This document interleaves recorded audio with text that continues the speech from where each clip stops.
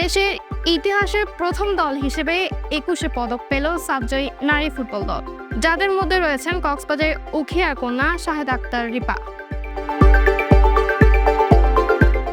বৃহস্পতিবার ২০ ফেব্রুয়ারি বেলা ১১টার দিকে রাজধানীর ওসমানী স্মৃতি মিলনায়তনে এক বিশেষ অনুষ্ঠানে ২০২৫ সালে পুরস্কৃতদের হাতে দেশের অন্যতম এই পদক হস্তান্তর করা হয়।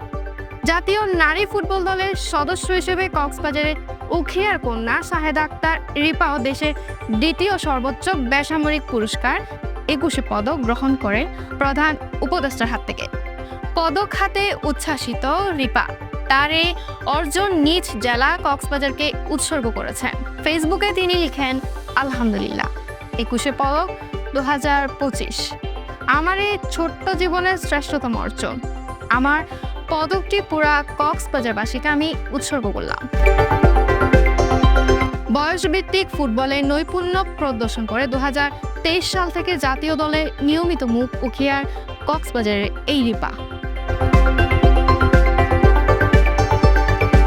পুষ্পিতা, কহিলিয়া টিভি, কক্সবাজার।